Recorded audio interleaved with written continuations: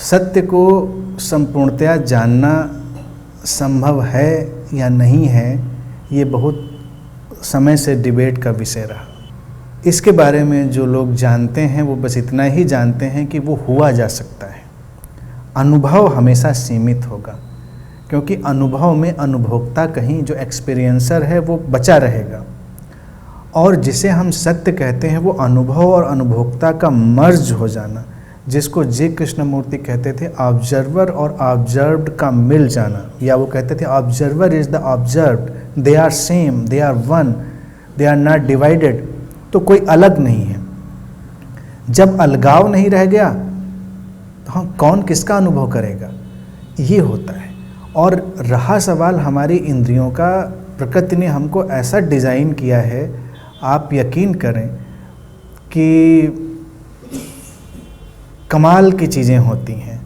और इतना बड़ा डिसेप्शन, इसीलिए भारत ने ही एक शब्द आविष्कार किया, माया।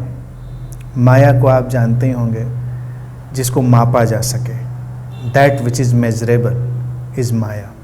उसको हम लोग इंग्लिश में इल्यूजन की तरह भी ट्रांसलेट करते हैं। तो इंद्रियों का भी बड़ा इल्यूजन है कि आंखें ऐसे ही देखती हैं। और मैं आपको बताऊं, अनेक अवसरों पे मेरे साथ स्वयं और बहुत सारे ऋषियों और बहुत सारे ऐसे लोगों के साथ ऐसा होता रहा। मुझे बाद में पता चला कि 360 डिग्री विज़न क्रिएट हो जाता है। साइंटिफिकली नहीं पॉसिबल है 360 डिग्री विज़न। जैसे कि मैं यहाँ बैठा हूँ, लेकिन सबको देखा जा सकता है समटाइम्स। इसका कोई वैज्ञानिक विश्लेषण नहीं है। और रहा सवाल 20 और 20,000 हर्ट्ज़ का, साइंटिफिकली ये बिल्कुल सच है, लेकिन हमारे बहुत सारे योगियों और सिद्धों के लिए कोई सीमा नहीं रही। आज आप यकीन नहीं करेंगे, लेकिन ये बिल्कुल सच्चाई है कि जो लोग उस सिद्धावस्था में, और भारतीय परंपरा में जिनको हम सिद्ध कहते हैं, या जो आम तौर की भाषा में हम लोग उनको इनलाइटेंड बोल देते हैं, बुद्ध बोल देते हैं, they are all interconnected, they know everything. यहाँ क्या बोला जा रहा है सब उनको पता है, सब सुना जा रहा है, या वहाँ क्या हो रहा है तो किसी को पता है। कौन सी पद्धति, कौन सी प्रक्रिया, इंद्रियों के परे, अतीन्द्रिय। और अनुमान, इंट्यूशन अनुमान नहीं है। अनुमान में फिर भी कयास रह जाता है कि शायद ऐसा हो, शायद ऐसा ना हो। इंट्यूशन के बहुत सारे स्तर होते हैं, जिसमें एक प्रारंभिक स्तर अनुमान का होता है, लेकिन फिर इंट्यूशन के गहरे स्तर में क्या होता है, पूरी तरह पता है, कोई कारण, कोई प्रमाण नहीं है, लेकिन पूरी तरह पता है। वो पूरी तरह पता होना कहाँ से होता है, दिमाग से, दिल से, या पूरी बीइंग से, ये कोई नहीं जानता। लेकिन वो इतनी सर्टेनिटी, इतनी निश्चितता होती है।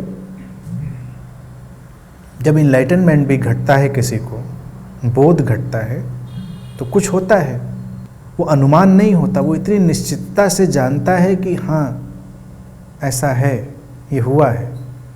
अब इस पर भी एक डिबेट चलती है। आखिरी बात आज की मैं कहूँगा कि इनलाइटनमेंट घटा है, तो कुछ विचारक कहेंगे कि अगर कोई ये कहता है कि मैं इनलाइटेंड हूँ, इनलाइटनमेंट घट गया है, तो ये सबसे मूर्खतापूर्ण बात है। कोई कैसे कह सकता है कि मैं इनलाइटेंड हूँ? तो कोई ये भी तो नहीं कह सकता कि मैं अनइनलाइटेंड हूँ। Can you say you are unenlightened? So if you can't say you are unenlightened, तो इनलाइटेंड कहना भी व्यर्थ है। और अगर आप दोनों बातें कह सकते हैं, ये थोड़ा कन्फ्यूजन है। लेकिन इसको ज़रा स्पष्टता से देखेंगे, बुद्ध जब बोध को प्राप्त होते हैं, सीधे सीधे घोषणा करते हैं कि घट गया, बोध घटा, जो मैं ढूंढ रहा था वो हुआ। अनेक अनेक सद्गुरुओं के जीवन में वो कहेंगे संबोधि घट गई। यानी कि वो इतनी विराट निश्चितता होती है, इतनी बड़ी सर्टेनिटी होती है कि उससे इनकार करना असंभव है। तो और अगर वो नहीं बताएगा तो आप जान भी ना पाएंगे। ये एक बड़ी गुत्थी है। इसलिए बहुत सारे सद्गुरु लोग बताते भी रहे हैं कि हाँ भाई ऐसा हो गया। कई जगह करुणा है और कई जगह फ्रॉड है। कोई करुणावश कहता है कि हाँ मैं बोध को उपलब्ध हूँ, तब तुमको लगता है इसके साथ शेयर भी कर सकते हैं। कल ही कल्पना करो अगर मैं कहूँ कि भी देखो मुझे कुछ आता जाता नहीं, बेकार में टाइम वेस्ट कर रहे हो तुम लोग मेरे साथ, तब लोग कहेंगे ठीक है, नहीं आएंगे फिर कि कुछ आता जाता नहीं। तो शब्दों से, गेस्चर से, प्रेजेंस से कम ये तो घोषणा है ही ना। तो वो कभी करुणा से और कभी किसी के दिमाग में मैनिपुलेशन है तो वो, लेकिन इंट्यूशन क्या है? इंट्यूशन ये सबको जानता है। जहाँ कहीं वो प्रेजेंस होगी तुम्हारा अंतर्मन जान लेगा कि कुछ है जो सामान्य नहीं है, वही इंट्यूशन है। वो अनुमान से नहीं होगा, वो बिल्कुल अंदर आपकी क्लैरिटी, स्पष्टता होगी कि कुछ है यहाँ पर। और इसीलिए मैं हमेशा उदाहरण प्रेम का ही देता हूँ। जब किसी को प्रेम घट जाता है तो पता है उसको कि ऐसा घट गया है भाई। कोई रडार, एंटीना, कोई टेस्ट कुछ नहीं है, लेकिन हो गया है। अब किसी को किसी से प्रेम हो गया, उसका ब्लड टेस्ट करा लो, क्या निकलेगा उसमें? कहें कुछ तो निकला नहीं।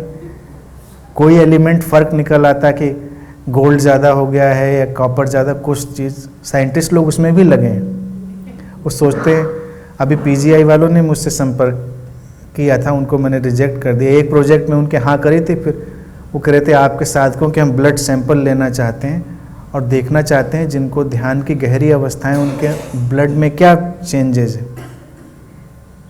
मैंने कहा हो सकता है कुछ होता हो, लेकिन हु केयर्स।